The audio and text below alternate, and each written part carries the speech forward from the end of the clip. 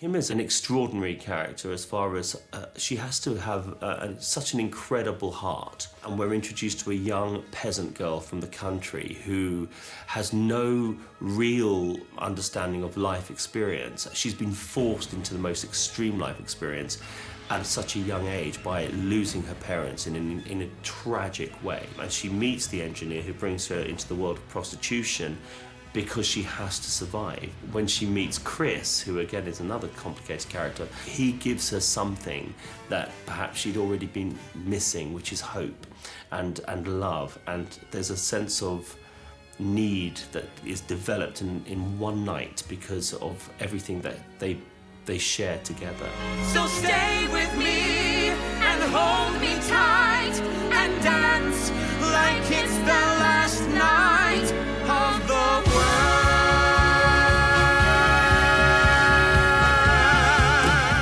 Well, I've known Alistair Brammer for a number of years because he, in fact, came as a school kid to be in a gala night at the Queen's Theatre for Les Miserables. At the end of the show, to show that a whole new generation of kids had taken Les Miserables to their hearts, we brought on some really great student performances of it, and he was one of them playing Marius.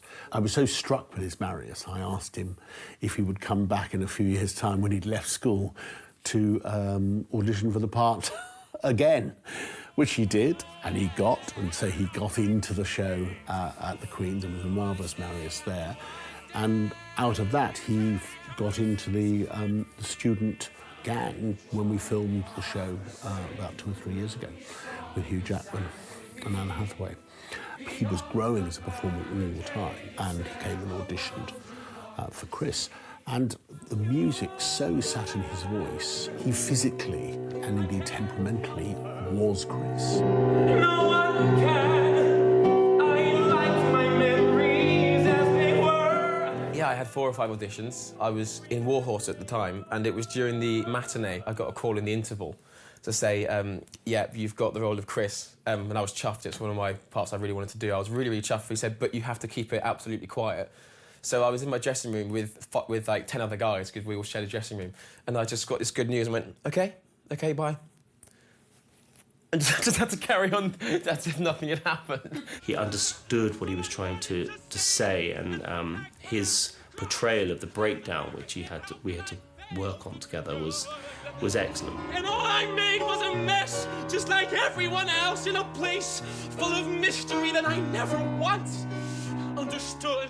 There's a sort of beauty to Chris in the sense that he probably went into the war with a heart believing that he was doing good. And of course, because it was the first televised war, the feeling in America regarding the war was completely divided. And so there's a part of him that just doesn't really understand it anymore and doesn't really want to be part of it anymore at the time. And he feels lost.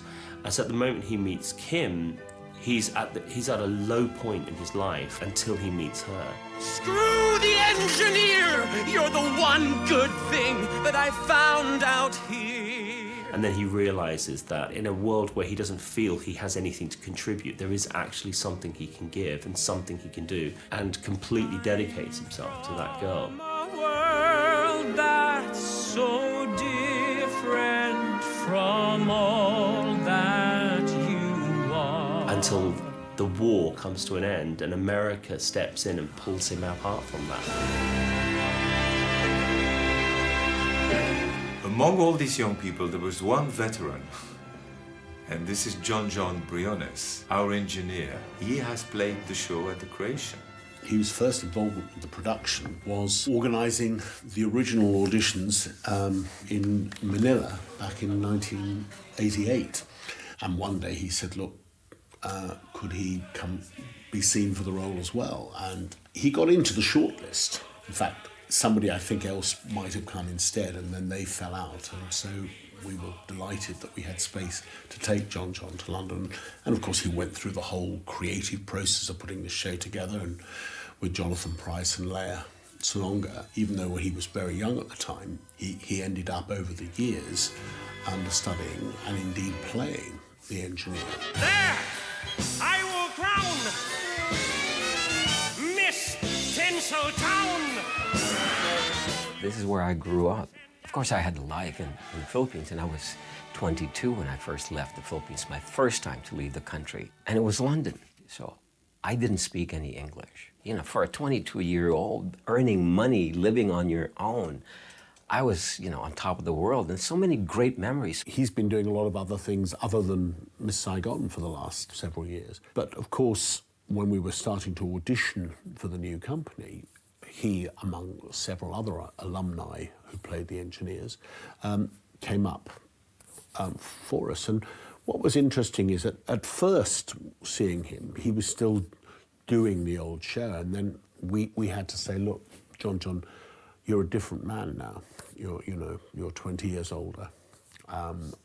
Throw it away, come and do something else. And he started to play around with it. And suddenly we saw that there was a completely new way of approaching to make a very, very different engineer. Just from his sheer personality, the force of personality, you have, you know, a feeling of affection and repulsion at the same time. You know, very few actors, I think, have that ability. All right, just like that.